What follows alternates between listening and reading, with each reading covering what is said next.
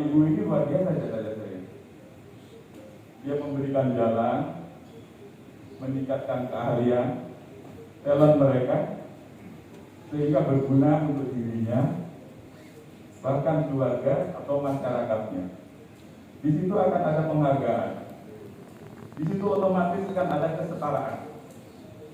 Kesetaraan itu nggak perlu kita gebor-geborkan. Kita harus setara, enggak. Begitu kita beraktivitas, mendalami talent yang kita miliki, bahkan ilmu yang kita miliki, ternyata berguna buat kita, keluarga dan masyarakat, kesetaraan akan turun tanpa diminta. Itu sudah hukum alam. Jadi kalau saya sampaikan ke teman-teman di Babel, kita tidak usah bicara banyak kampanye kesetaraan, berbuat. Nah, kurang lebih begitu ya, Bu ya.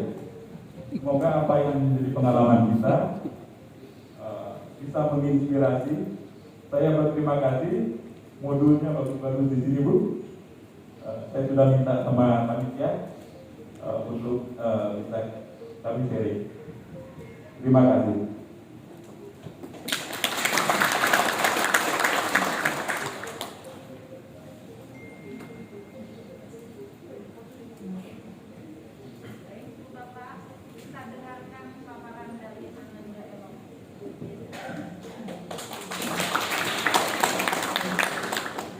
Assalamualaikum warahmatullahi wabarakatuh. Om Swastiastu, Shalom, Namo Buddhaya, dan Rahayu. Selamat pagi Bapak Ibu dan para undangan yang saya hormati. Terima kasih. Sebelumnya saya ingin mengucapkan terima kasih kepada Bapak Abu atas kesempatan yang telah diberikan kepada saya untuk sharing sedikit pengalaman saya sebagai difabel. Jadi dulu saya memulai sekolah karena masuk ke TK Fajar Harapan di Dalem. Namun sebelumnya itu saya rencana ingin di SLB. Berhubungan dengan lokasi rumah dan SLB sangat jauh, hasil saya masuk ke TK Fajar Harapan di Dalem. Karena saat itu belum ada SD Fajar Harapan, saya dan mama saya memutuskan untuk mencari SD lain yang dekat dengan lokasi rumah. Dan hanya menemukan SDK Thomas Arvino di Tanggung. Dan dari situ, namun guru dan kepala sekolah masih ragu akan kemampuan saya selama mengikuti pembelajaran. Tetapi mama saya memiliki saran agar saya diberikan kesempatan untuk masuk kembali ke TKB, yaitu TK mereka, TK Thomas Aquino, supaya para guru dapat melihat kemampuan saya terlebih dahulu. Dan juga secara informasi, Thomas Aquino merupakan sekolah di bawah naungan Yayasan Insan Mandiri, dan mereka memiliki sekolah dari SD hingga SMA. Dan harapan kami, saya dapat diterima dan dikenal oleh guru Thomas Aquino supaya saya tidak mengalami kesulitan saat masuk ke sekolah dengan lebih tinggi. Selama di TK tersebut, mama saya membuat pernyataan, meminta sebuah request untuk kepala sekolah saat itu, Bu Marsini, agar saya dibuatkan kursi khusus yang setara dengan meja belajar. Jadi kursinya tuh khusus. Boleh di slide-nya, Pak. Selanjutnya, jadi kursinya seperti itu, tingginya setara dengan meja belajar di sekolah-sekolah. Yang sangat mengejutkan, Bu Marsini mau mewujudkan kursi tersebut. Itu merupakan starting point bagi saya dan dalam meraih pendidikan yang tinggi. Dan bisa dibilang Bu Marsini merupakan orang yang sangat berjasa dalam kehidupan saya. Salah satu orang yang berjasa dan juga guru yang berjasa dalam kehidupan saya. Setelah masuk SD dan SMP, saya tidak mengalami kendala dalam pembelajaran. Dan saat SMP, saya mulai peringkat 10 besar di kelas. Dan saat di SMP itu saya menyadari bahwa minat saya berada di bidang komputer dan juga videografi. Jadi setelah lulus SMP itu saya ingin masuk ke salah satu SMK di Bandung. Namun saya harus menelan pil yang sangat pahit karena saya ditolak dengan alasan kondisi fisik. Ini pertama kalinya saya mengalami kekecewaan yang sangat mendalam. Tapi orang tua saya dan juga teman-teman terdekat selalu mensupport saya, jadi saya tidak terlalu lama merasakan down. Setelah itu saya kembali ke rumah saya, yaitu di SMAK Thomas Aquino. Dan yang sudah saya duga, guru-guru dan kepala sekolah sudah mendengar tentang saya. Dan puji Tuhan mereka mensupport selama saya bersekolah di sana.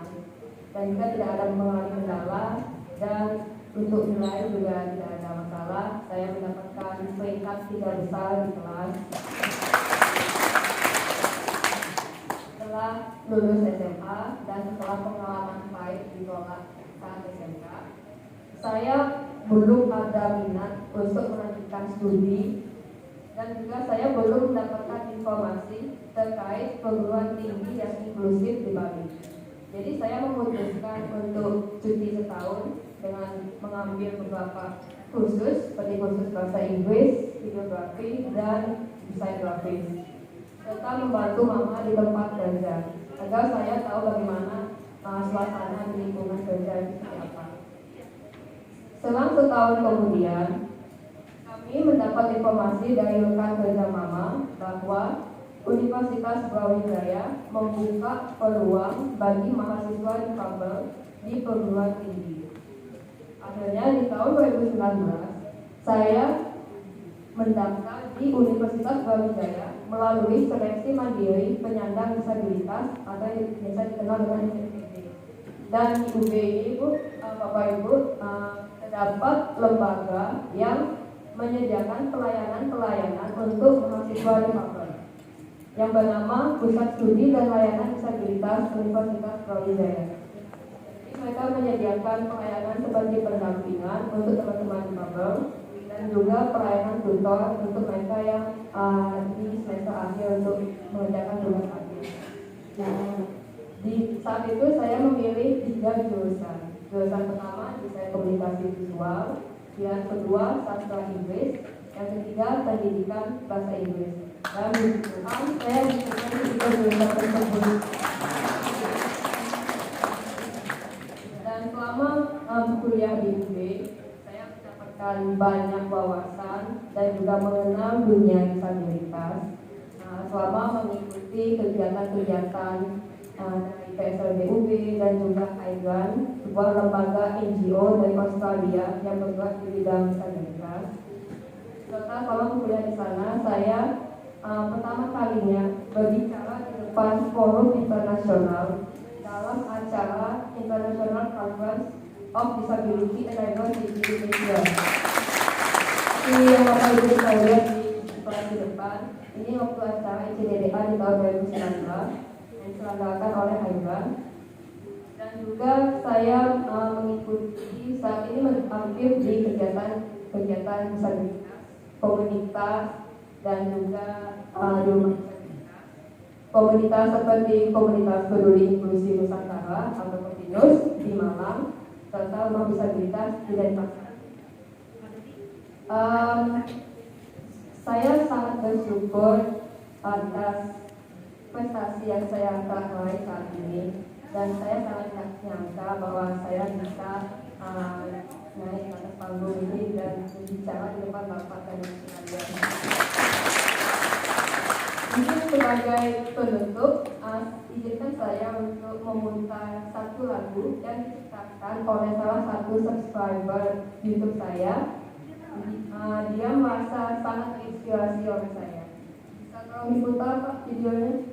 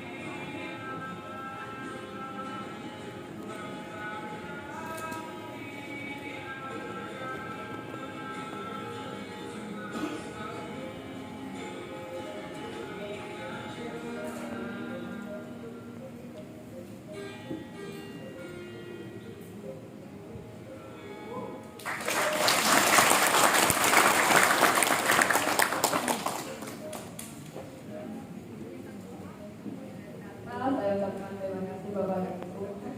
Semoga terinspirasi.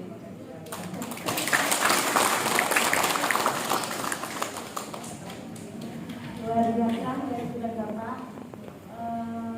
Sekali lagi berikan aplaus untuk Ibu dan Bapak. Itulah jangan diremehkan kepada anak-anak disabilitas ya. Karena mereka mampu berprestasi, mampu berkreasi. Untuk di sekolah Ibu dan Bapak ada anak-anak disabilitas, Ibu dan Bapak mohon untuk dilihat potensinya gimana sehingga Ibu dan Bapak bisa memotivasi dan membimbing sehingga bisa menjadi nanti ada elo-elo yang lainnya. Berikan aplaus sekali lagi.